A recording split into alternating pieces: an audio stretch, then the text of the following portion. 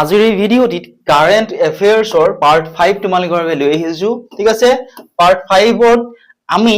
তোমালোকক এমসিকিউ হিচাপত নহয় ঠিক আছে ইয়াৰে নোটছ হিচাপত গুটেখিনি তোমালোকৰ বাবে লিখি আনিছো ইয়াৰ পিছত এই নোটছখিনিৰ পৰাই এমসিকিউ খিনি তোমালোকক দি দিম ঠিক আছে এইখিনি বহুত বেছি ইম্পৰ্টেন্ট হয় কম্পিটিটিভ এক্সাম সমূহৰ কাৰণে গতিকে ভিডিঅ'টো মনোযোগেৰে শেষলৈকে চাই থাকিবা ঠিক আছে চোৱা The State Leadership Framework ঠিক আছে ৰাজ্যিক নেতৃত্বৰ গাঁথনিৰ বিষয়ে আমি চাও আহা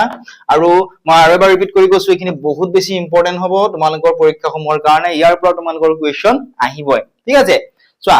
ফাৰ্স্ট আমি চাও আহা যে constitutional bias versus a real head ঠিক আছে in the state's administrative structure the governor functions as the ceremonial or nominal constitutional head whereas the actual operational and executive authority is led by the chief ministers অৰ্থাৎ চোৱা এখিনি important হয় যে ৰাজ্যৰ প্ৰশাসনিক ব্যৱস্থাত ৰাজ্যপাল গৰাকীয়ে নামমাত্ৰ সাংবিধানিক মুৰব্বী হিচাপে কাম কৰে আনহাতে প্ৰকৃত কাৰ্যবাহী ক্ষমতা আৰু শাসনযন্ত্ৰ পৰিচালনা কৰে মুখ্যমন্ত্ৰীয়ে গতিকে এখিনি মনত ৰাখিবা যে ৰাজ্যৰ প্ৰশাসনিক ব্যৱস্থাত যিগৰাকী ৰাজ্যপাল থাকে সেই ৰাজ্যপাল গৰাকীয়ে নামমাত্ৰ সাংবিধানিক মুৰব্বী হিচাপে তেওঁ কাম কৰে আনহাতে প্ৰকৃত কাৰ্যবাহী ক্ষমতা আৰু শাসনযন্ত্ৰ পৰিচালনা কোনে কৰে মুখ্যমন্ত্ৰীয়ে কৰে ঠিক আছে ইয়াৰ পৰা কোৱেশ্চন তোমালোকক দিব পাৰে নেক্সট চাও আহা জুডিশিয়াৰী এণ্ড legislature ঠিক আছে চোৱা The state judicial system is headed by the Chief Justice while the legislative assemblies sessions and debates are moderated by the speaker as the highest authority of the house অৰ্থাৎ ৰাজ্যৰ ন্যায়িক শাখাৰ সৰ্বোচ্চ দায়িত্বত থাকে মুখ্য ন্যায়াধীশ আনহাতে বিধানসভাৰ মজিয়াৰ তৰ্ক আৰু কাৰ্যসূচীসমূহ পৰিচালনা কৰাৰ সৰ্বোচ্চ অধিকাৰ যিজন অধ্যক্ষ থাকে ঠিক আছে বিধানসভাৰ যিজন অধ্যক্ষ থাকে তেওঁৰ হাতত থাকে গতিকে আৰু এবাৰ কৈছো চোৱা ৰাজ্যৰ ন্যায়িক শাখাৰ সৰ্বোচ্চ দায়িত্বত কোন থাকে যিগৰাকী মুখ্য ন্যায়াধীশ ঠিক আছে মুখ্য ন্যায়াধীশ থাকে ৰাজ্যৰ ন্যায়িক শাখাৰ সৰ্বোচ্চ দায়িত্বত আনহাতে বিধানসভাৰ যদি আমাক সোধে বিধানসভাৰ মজিয়াৰ তৰ্ক আৰু যিসমূহ কাৰ্যসূচী আছে এই কাৰ্যসূচীসমূহ পৰিচালনা কৰাৰ সৰ্বোচ্চ অধিকাৰ কাৰ হাতত থাকে সৰ্বোচ্চ অধিকাৰ থাকে বিধানসভাৰ যিজন অধ্যক্ষ তেওঁৰ হাতত থাকে ঠিক আছে নেক্সট চোৱা এইখিনি বহুত বেছি ইম্পৰ্টেন্ট হয় ঠিক আছে তোমালোকে ইগনোৰ নকৰিবা ইম্পৰ্টেন্ট হয় ইয়াৰ পৰা আহিব এনেকুৱা ধৰণৰ প্ৰশ্ন নেক্সট চোৱা Sri Lakshman Prasad Acharya is currently serving as the 32nd Governor of Assam. He acts as the direct representative of the President of India at the state level. অৰ্থাৎ ৰাজ্যপাল বৰ্তমান কোন হয় পৰীক্ষাত বহুত বেছি আহি থাকে এনেকুৱা ধৰণৰ কোৱেশ্চন বৰ্তমানৰ অসমৰ ৰাজ্যপাল কোন হয় ৰাজ্যপাল হৈছে শ্ৰী লক্ষ্মণ প্ৰসাদ আচাৰ্য ঠিক আছে গতিকে বৰ্তমান শ্ৰী লক্ষ্মণ প্ৰসাদ আচাৰ্য অসমৰ কিমানতম ৰাজ্যপাল হিচাপে মনত ৰাখিবা 32তম ৰাজ্যপাল হিচাপে কাৰ্যনিৰ্বাহ কৰি আছে তেওঁ ৰাজ্যিক পৰ্যায়ত পোনপটীয়াভাৱে ভাৰতৰ ৰাষ্ট্ৰপতিক প্ৰতিনিধিত্ব কৰে ঠিক আছে গতিকে ইয়াৰ পৰা দুটা কোৱেশ্চন আহিব পাৰে যে বৰ্তমান অসমৰ ৰাজ্যপাল কোন হয় মনত ৰাখিবা বৰ্তমান অসমৰ ৰাজ্যপাল হৈছে শ্ৰী লক্ষ্মণ প্ৰসাদ আচাৰ্য তেওঁ কিমানতম ৰাজ্যপাল হিচাপে কাৰ্যনিৰ্বাহ কৰি আছে হেতু মনত ৰাখিবা তেওঁ 32তম ৰাজ্যপাল হিচাপে কাৰ্যনিৰ্বাহ কৰি আছে এতিয়া আমি নেক্সট চাও আহা চিফ মিনিষ্টাৰৰ বিষয়ে কিছু কথা ইয়াত লিখি আনিছো চোৱা Dr. Himanta Biswa Sharma took office as the 5th Chief Minister of Assam, marking his second consecutive term following the assembly elections. He is responsible for major state portfolios and leads the executive branch. অৰ্থাৎ চোৱা বিধানসভা নিৰ্বাচনৰ পিছত doctor Himanta Biswa Sarma দেৱে ধাৰাবাহিকভাৱে দ্বিতীয়টো কাৰ্যকালৰ বাবে অসমৰ 15তম মুখ্যমন্ত্ৰী হিচাপে তেওঁ শপত গ্ৰহণ কৰিছে ঠিক আছে ইয়াৰে আগতে তেওঁ কি হৈছিল এবাৰ মুখ্যমন্ত্ৰী হৈছিল গতিকে বিধানসভা নিৰ্বাচনৰ পিছত ডক্টৰ হিমন্ত বিশ্ব শৰ্মা দেৱে ধাৰাবাহিকভাৱে দ্বিতীয়টো তেওঁৰ যিটো কাৰ্যকাল এই দ্বিতীয়টো কাৰ্যকালৰ বাবে অসমৰ 15তম মুখ্যমন্ত্ৰী হিচাপে শপত গ্ৰহণ কৰিছে গতিকে মনত ৰাখিবা কিমানতম মুখ্যমন্ত্ৰী হিচাপে শপত গ্ৰহণ কৰিছে 15তম মুখ্যমন্ত্ৰী হিচাপে শপত গ্ৰহণ কৰিছে তেওঁ চৰকাৰৰ গুৰুত্বপূৰ্ণ দপ্তৰসমূহ চোৱা চিতা কৰে আৰু কাৰ্যবাহী শাখাৰ নেতৃত্ব দিয়ে এতিয়া নেক্সট চাও আহা চিফ জাস্টিস or related কিছু কথা ঠিক আছে ইম্পর্টেন্ট হয় appointed by president Drupadi Murmu honorable Mr. Justice Ashutosh Kumar is the chief justice of the Guwahati High Court before this assignment he served as the acting chief justice of the Patna High Court ঠিক আছে অর্থাৎ চোৱা ইয়াত কৈছে যে ৰাষ্ট্ৰপতি দ্ৰৌপদী মুৰ্মুৰ দ্বাৰা নিযুক্ত হোৱা মাননীয় ন্যায়াধীশ আশুতোষ কুমাৰ বৰ্তমান গুৱাহাটী উচ্চ ন্যায়ালয়ৰ মুখ্য ন্যায়াধীশ ঠিক আছে ইয়াৰ পূৰ্বে তেওঁ পাটনা উচ্চ ন্যায়ালয়ৰ কাৰ্যবাহী মুখ্য ন্যায়াধীশ ঠিক আছে কাৰ্যবাহী মুখ্য ন্যায়াধীশ হিচাপে তেওঁ কৰ্তব্যৰত আছিল আগৰছো বুজি পালা এনেকুৱা ধৰণৰ নোটছখিনিৰ পৰা তোমালোকৰ কোৱেশ্চন পৰীক্ষাত আহিব গতিকে তোমালোকে ইগনোৰ নকৰিবা বহুতে কেৱল এমসিকিউ বিলাক চাই যোৱা ঠিক আছে কেৱল তোমালোকে এমসিকিউ বিলাক চালে নহব এনেকুৱা ধৰণে তোমালোকে নোটছ বিলাকো বনাই লবলৈ লাগিব ঠিক আছে এতিয়া চোৱা বৰ্তমান ভাৰতৰ ৰাষ্ট্ৰপতি কোন হয় এইটো মনত ৰাখিবা বৰ্তমান ভাৰতৰ ৰাষ্ট্ৰপতি হৈছে দ্ৰৌপদী মুৰ্মু ঠিক আছে আৰু গুৱাহাটী উচ্চ ন্যায়ালয়ৰ বৰ্তমানৰ মুখ্য ন্যায়াধীশ কোন হয় এইটো মনত ৰাখিবা গুৱাহাটী উচ্চতম ন্যায়ালয়ৰ বৰ্তমানৰ মুখ্য ন্যায়াধীশ হৈছে আশুতোষ কুমাৰ লগতে মনত ৰাখিবা যে ইয়াৰ পূৰ্বে অৰ্থাৎ গুৱাহাটী উচ্চ ন্যায়ালয়ৰ মুখ্য ন্যায়াধীশ হোৱাৰ পূৰ্বে তেওঁ অৰ্থাৎ আশুতোষ কুমাৰদেৱ পাটনা উচ্চ ন্যায়ালয়ৰ তেওঁ কাৰ্যবাহী মুখ্য ন্যায়াধীশ হিচাপে কৰ্তব্যৰত আছিল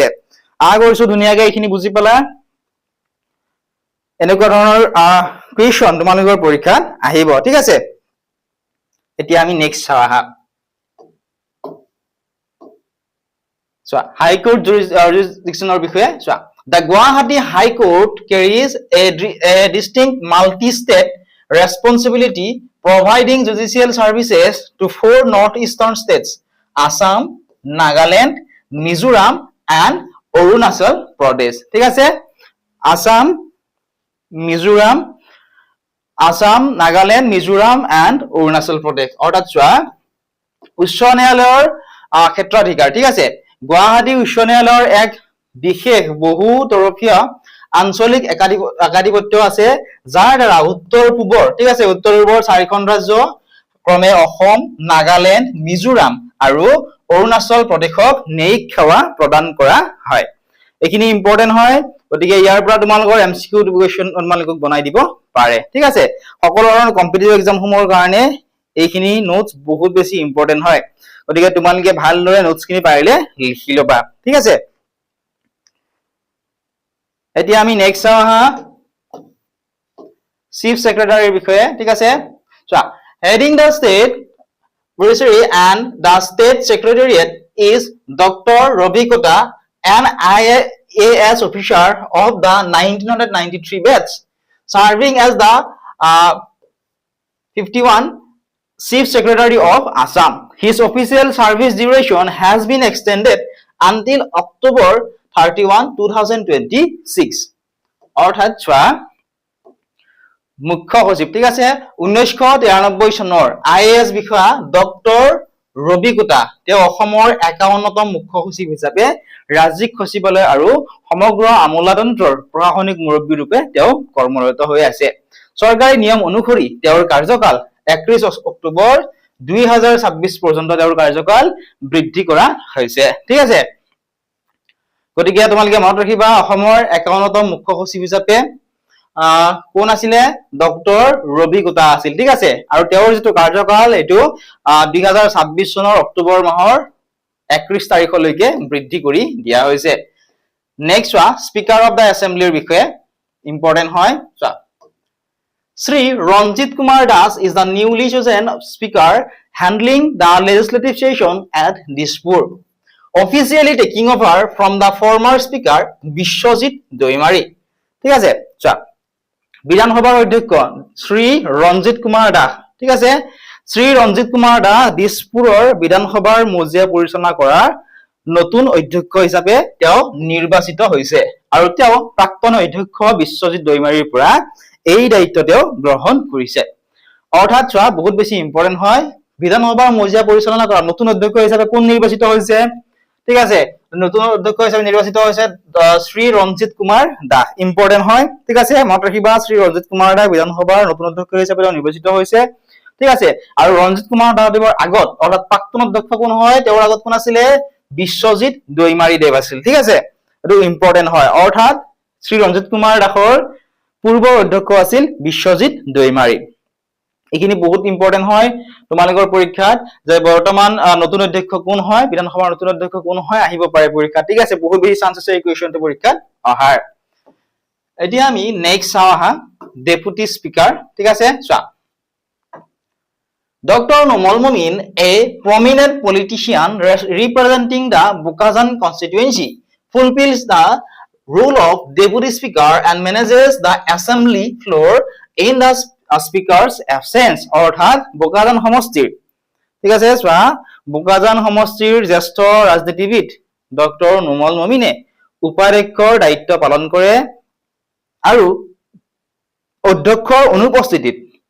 সদনৰ যি কাৰ্যসূচী আছে সেই কাৰ্যসূচী তেওঁ পৰিচালনা কৰে মনত ৰাখিবা বোকাজান সমষ্টিৰ জ্যেষ্ঠ ৰাজনীতিবিদ ডক্টৰ নোমল মমিন ঠিক আছে তেওঁ কোনটো দায়িত্ব পালন কৰিছে উপাধ্যক্ষৰ তেওঁ দায়িত্ব পালন কৰিছে ঠিক আছে এতিয়া চোৱা তেওঁ উপাধ্যক্ষ হয় নোমল মমিন আৰু যেতিয়া সেইজন অধ্যক্ষ আছিল ঠিক আছে এই অধ্যক্ষজন যেতিয়া কিবা অনুপস্থিত থাকে ঠিক আছে এই অনুপস্থিতিত কি কৰে সদনৰ যিবোৰ কাৰ্যসূচী থাকে সেই সদনৰ কাৰ্যসূচীসমূহ তেওঁ পৰিচালনা কৰে আগৰছো বুজি পালা এতিয়া আমি নেক্সট চাও হা এই উপাধ্যক্ষ বুলি ক'লে কোন হ'ব নোমল মমিন ডক্টৰ নোমল মমিন ঠিক আছে চোৱা নেক্সট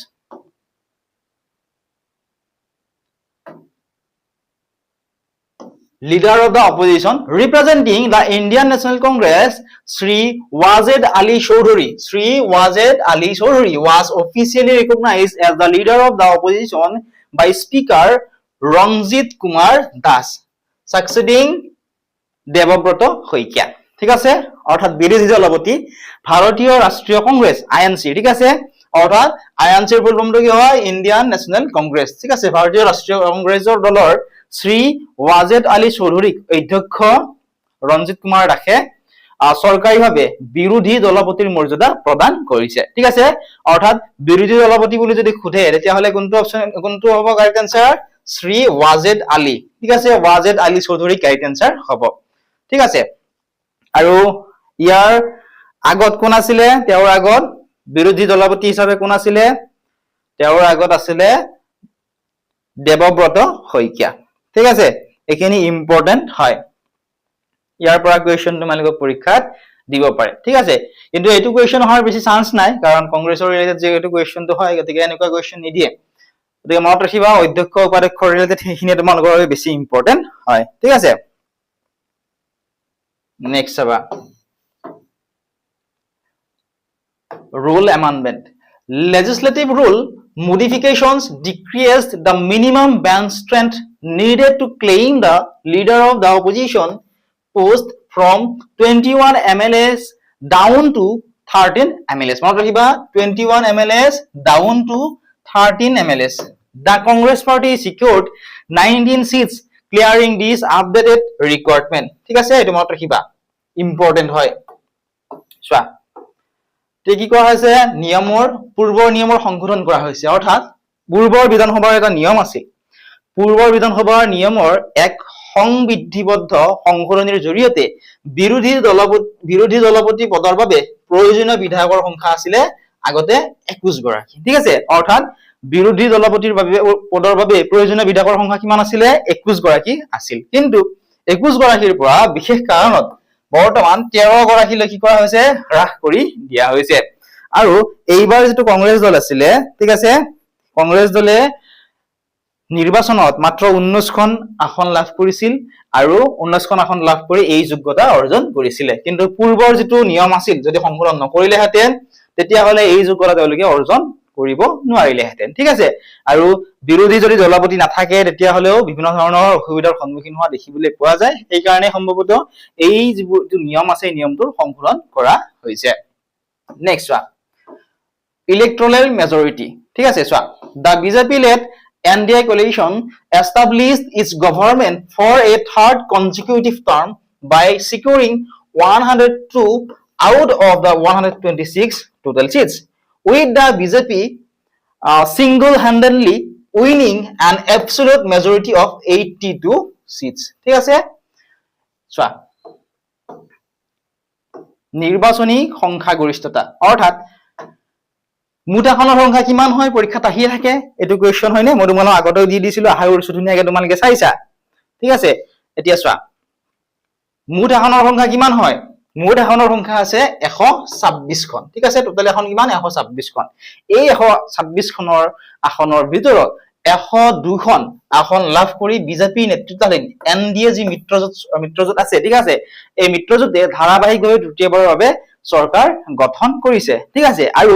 এই মিত্ৰজোঁট মিলি কিমান খন পাইছে 126 খনৰ ভিতৰত 102 খন ঠিক আছে যত বিজেপি অকলে ঠিক আছে বিজেপি অকলে কিমান খন পাবলৈ সক্ষম হৈছে 82 খন পাবলৈ সক্ষম হৈছে ঠিক আছে আশা কৰিছো ধুনীয়াকৈ তোমালোকে বুজি পালা গতিকে ইয়াৰ পৰা তোমালোকৰ পৰীক্ষাত কোৱেশ্চন আহিব পাৰে তোমালোকে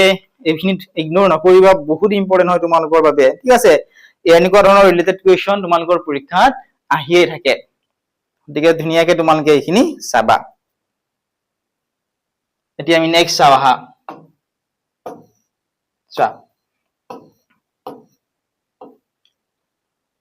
এতিয়া চোৱা প্ৰেৰণা আঁচনিৰ বিষয়ে মই কিছু কথা লিখি দিছো কাৰণ যিবিলাক আঁচনি আছে সেই আঁচনি বিলাকৰ ৰিলেটেড কোৱেশ্চন পৰীক্ষাত আহি থকা দেখিবলৈ পোৱা যায় ঠিক আছে গতিকে আঁচনি বিলাকৰ বিষয়ে তোমালোকে চাবলৈ নাপাহৰিবা যিমান বিলাক আঁচনি গভৰ্ণমেণ্টৰ ফালৰ পৰা আছে গোটেই বিলাক ইম্পৰ্টেন্ট হয় পৰীক্ষাৰ কাৰণে ঠিক আছে এতিয়া তোমালোকে এইখিনি চাবলৈ লাগিব এতিয়া আমি চাওঁ হা প্ৰেৰণা স্কিমৰ বিষয়ে প্ৰেৰণা স্কিমনো কি হয় ঠিক আছে ইয়াৰ আগতে মই নিযুত মইনা স্কিম কি হয় আৰু বিভিন্ন ধৰণৰ ৰিলেটেড স্কিমৰ ৰিলেটেড তোমালোক নোটছখিনি মই প্ৰভাইড কৰিছিলো চোৱা প্ৰেৰণা স্কিম কি হয় this student centric financial program was launched by the state to support class 10 students with monthly monetary stipends অৰ্থাৎ প্ৰেৰণা আঁচনি কি হয় যিসকল চোৱা দশম শ্ৰেণীৰ শিক্ষাৰ্থী আছে ঠিক আছে সেই দশম শ্ৰেণীৰ শিক্ষাৰ্থীসকলক শিক্ষাৰ ক্ষেত্ৰত সহায় কৰিবলৈ মাহিলী বিত্তীয় সাহায্য প্ৰদানৰ উদ্দেশ্যে ৰাজ্য চৰকাৰে এই নতুন আঁচনিখন ৰূপায়ণ কৰিছে ঠিক আছে অৰ্থাৎ প্ৰেৰণা আঁচনিখন কাৰ কাৰণে যিসকল দশম শ্ৰেণীত পঢ়া ছাত্ৰ-ছাত্ৰী আছে ঠিক আছে তেওঁলোকৰ বাবে গতিকে তেওঁলোকক সহায় কৰিবলৈ মাহিলী বিত্তীয় সাহায্য প্ৰদানৰ উদ্দেশ্যে ৰাজ্য চৰকাৰে এই নতুনখন আঁচনি ৰূপায়ণ কৰিছে আৰু মনত ৰাখিবা কিমান টকা দিয়ে সেইটো পৰীক্ষাত সুধিব পাৰে কেতিয়াবা গতিকে লিখি দিছো মান্থলি 300 rupees দিয়ে ঠিক আছে গতিকে ইয়াৰ পৰাও শিক্ষাৰ্থীসকল বহুত বেছি উপকৃত হ'ব পাৰে ঠিক আছে কাৰণ সেই 300 টকাতে হয়তো তেওঁলোকে কৰবাত ধৰক টিউচন ফিজ বা এনেকুৱা ধৰণে বিভিন্ন ধৰণৰ তেওঁলোকৰ সুবিধা হয় গতিকে মনত ৰাখিবা প্ৰেৰণা স্কিমৰ বিষয়ে এতিয়া আমি নেক্সট চাম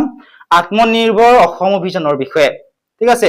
আত্মনিৰ্ভৰ অসম অভিযানৰ বিষয়ে আমি চাওঁ আহা চোৱা আত্মনিৰ্ভৰ অসম অভিযাননো কি হয় The primary target of the Chief Minister's self-reliance initiative is to boost employment opportunities by funding and guiding grassroots entrepreneurial businesses. ঠিক আছে অৰ্থাৎ আত্মনিৰ্ভৰ অসম অভিযান কি হয় ইয়াৰ ৰিলেটেড কোৱেশ্চন তোমালোকৰ পৰীক্ষাত আহিছিল ঠিক আছে এতিয়াও আহিব ইম্পৰ্টেন্ট হয় ৰিসেন্টলি যিবোৰ পৰীক্ষা হৈছে তাৰ বেছিভাগতে এই আঁচনিসমূহৰ ৰিলেটেড কোৱেশ্চন আহিছিলে চোৱা এই মুখ্যমন্ত্ৰীৰ স্বাৱলম্বন আঁচনিখনৰ মূল লক্ষ্য হৈছে থলুৱা উদ্যোগী তথা ক্ষুদ্ৰ ব্যৱসায়সমূহক উদগনি যোগাই নতুন কৰ্মসংস্থাপনৰ সৃষ্টি কৰা ঠিক আছে অৰ্থাৎ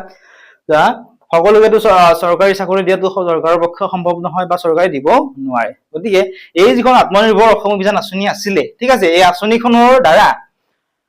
যিসকল থলুৱা উদ্যোগী আছে যিসকলে ধৰা সৰু সৰু কিবা কৰিব বিচাৰে যেনে হাঁহ পালন কৰিব বিচাৰে বা মাছ পালন কৰিব বিচাৰে বা মৎস্য পালন কৰিব বিচাৰে ঠিক আছে বা গাহৰি পুহিব বিচাৰে গৰু পুহিব বিচাৰে ঠিক আছে এনেকুৱা ধৰণৰ যিসকল থলুৱা উদ্যোগী আছে সেই থলুৱা উদ্যোগী তথা ক্ষুদ্ৰ যিসমূহ ব্যৱসায় আছে সেই ব্যৱসায়সমূহক উদগনি যোগাই নতুন কৰ্মসংস্থাপনৰ সৃষ্টি কৰা ইয়াৰ মূল লক্ষ্য আছিল কাৰণ তেনেকুৱা ধৰণৰ যদি ক্ষুদ্ৰ ব্যৱসায়সমূহক অলপমান সহায় কৰি ক্ষুদ্ৰ ব্যৱসায়সমূহ আগুৱাই যোৱাত সহায় কৰিব পৰা যায় তাৰ পৰাই আৰু দুজনৰ হলেও কৰ্মসংস্থাপনৰ সৃষ্টি হ'ব ঠিক আছে আশা কৰিছো বুজি পালা এতিয়া আমি নেক্সট চাম ঠিক আছে কো ডিস্ট্ৰিক্ট এক্সপানশনৰ বিষয়ে চাবা ইম্পৰ্টেন্ট হয় চোৱা following the administrative creation of 10 new co-districts the total tally of decentralized administrative blocks across Assam has been updated to 49 ঠিক আছে গতিকে নতুনকৈ কিমান হৈছে 10 আৰু টোটাল কিমান হয় 49 চা প্ৰশাসনিক বিকেন্দ্ৰীকৰণৰ উদ্দেশ্যে নতুনকৈ 10খন সহ জিলা গঠন কৰাৰ ফলত বৰ্তমান অসমত মুঠ প্ৰশাসনিক ব্লক বা সহ জিলাৰ সংখ্যা 49 খনলৈ বৃদ্ধি পাইছে এতিয়া মনত ৰাখিবা বৰ্তমান কিমানখন হৈছে 49 খন আৰু নতুনকৈ কিমানখন গঠন কৰা হৈছে 10 খন ঠিক আছে অৰ্থাৎ আগতে কিমানখন আছিল 39 খন আছিল নতুনকৈ 10 খন সহ জিলা গঠন কৰাৰ পিছত টোটাল 49 খন হৈ গল এইখিনি তোমালকে মনত ৰাখিবলৈ লাগিব এতিয়া চামাহা আমি নেক্সট খিনি অপাৰেশন ফাল্কনৰ বিষয়ে ঠিক আছে চোৱা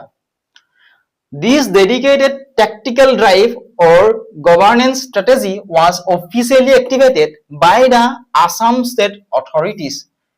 অৰ্থাৎ এই বিশেষ কৌশলগত কাৰ্যসূচী বা প্ৰশাসনিক অভিযানটো অসম চৰকাৰৰ তৰফৰ পৰা আৰম্ভণি কৰা হৈছিল এতিয়া অপাৰেশন ফাল্কন কি হয় কি আছিল এইখিনি তোমালোকে জানিব লাগিব তো মই লিখি দিছো চোৱা অপাৰেশন ফাল্কন হৈছে বিশেষকৈ আইন শৃংখলা ৰক্ষা কৰা বা নিৰ্দিষ্ট চৰকাৰী লক্ষ্যত উপনীত হ'বলৈ লোৱা এক বিশেষ অভিযান গতিকে এই তলৰখিনি ইম্পৰ্টেন্ট হয় অপাৰেশন ফাল্কন কি হয় এনেকৈ কোৱেশ্চনটো আহিব পাৰে পৰীক্ষাত মনত ৰাখিবা অপাৰেশন ফাল্কন হৈছে বিশেষকৈ আইন শৃংখলা ৰক্ষা কৰা আৰু নিৰ্দিষ্ট চৰকাৰী লক্ষ্যত উপনীত হ'বলৈ লোৱা এক বিশেষ অভিযান ঠিক আছে এতিয়া আমি ইয়াৰে পিছৰখিনি চাওঁ আহা চোৱা Assam's 8 national park চোৱা Chikna Jahlao National Park has been officially declared as the 8th protected national park in the state's conservation network. অৰ্থাৎ অসমৰ 8খন ৰাষ্ট্ৰীয় উদ্যান কোনখন হয় চোৱা ৰাজ্যৰ বন্যপ্ৰাণী সংৰক্ষণৰ ক্ষেত্ৰখন বহল কৰি শিখনা জহলাও ঠিক আছে এটো হৰৰ লগত লটো লগ লাগি থাকিব লাগে ঠিক আছে হৈলহল এনেকুৱা ধৰণৰ হ'ব লাগিছিল ঠিক আছে শিখনা জলহাও ৰাষ্ট্ৰীয় উদ্যান অসমৰ 8 নম্বৰখন ৰাষ্ট্ৰীয় উদ্যান হিচাপে চৰকাৰী স্বীকৃতি দিয়া হৈছে এটো মনত ৰাখিবা ইম্পৰ্টেন্ট হয় অসমৰ 8 নম্বৰখন ৰাষ্ট্ৰীয় উদ্যান হিচাপে কোনখনক স্বীকৃতি দিয়া হৈছে শিখনা জহলাও ৰাষ্ট্ৰীয় উদ্যানখনক ঠিক আছে এটো ইম্পৰ্টেন্ট হয় এতিয়া আমি নেক্সট চাম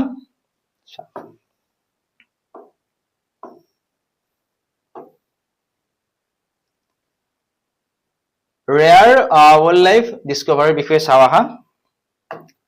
the dhol commonly called the Asian wild dog or rangkukur commonly called the Asian dog or rangkukur was recently recorded by wildlife teams moving inside the Kaziranga Karbi Anglong corridor অৰ্থাৎ কাজিৰঙা কাৰ্বি আংলং কৰিডৰৰ অঞ্চলত ঢোল ঠিক আছে যাৰ থলুৱা নাম হিচাপত চোৱা এটো ৰাঙলি ঠিক আছে বা ৰাং কুকুৰ বা ৰাঙলি কুকুৰ এনেকুৱা ধৰণৰ ঠিক আছে নামৰ এবিধ অতি বিৰল প্ৰজাতিৰ বননীয়া কুকুৰ বন্যপ্ৰাণী প্ৰেমীসকলে প্ৰত্যক্ষ কৰিছে ঠিক আছে এটি মনত ৰাখিবা কাজিৰঙা কাৰ্বি আংলং কৰিডৰ অঞ্চলত এটো দেখিবলৈ পোৱা গৈছিল ঢোল যাৰ থলুৱা নাম ঠিক আছে থলুৱাভাৱে যাক আমি ৰাং কুকুৰ আমি হিচাপত আমি জানো ঠিক আছে গতিকে এই ৰাং কুকুৰ নামৰ এবিধ বিৰল প্ৰজাতিৰ বনৰীয়া কুকুৰ বন্যপ্ৰাণী প্ৰেমীসকলে প্ৰত্যক্ষ কৰিছিল নেক্সট গ্ৰীণ এনাৰ্জি ৰিফাইনাৰী বিষয়ে The Numaligarh refinery is executing a biorefinery strategy to manufacture clean biofuels using regional bamboo feedstocks. অৰ্থাৎ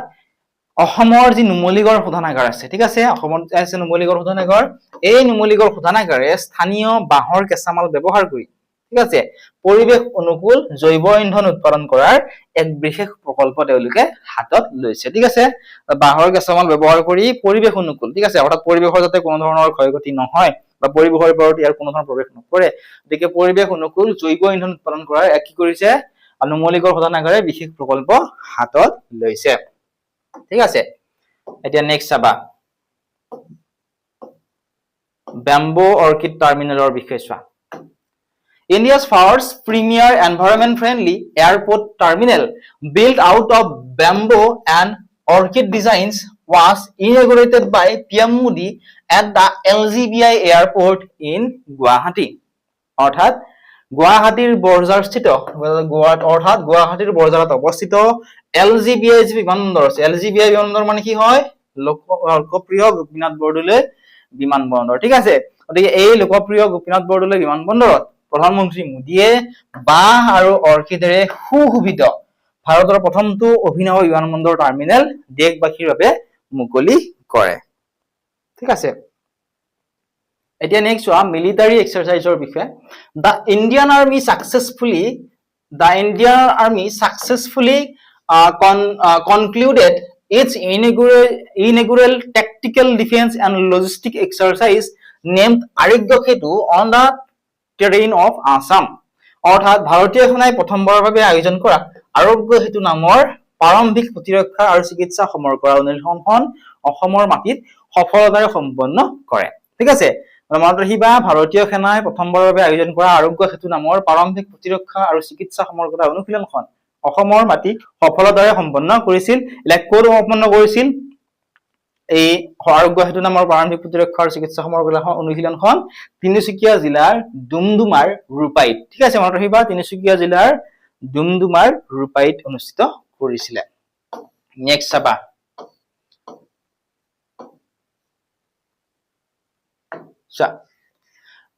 Lasit 1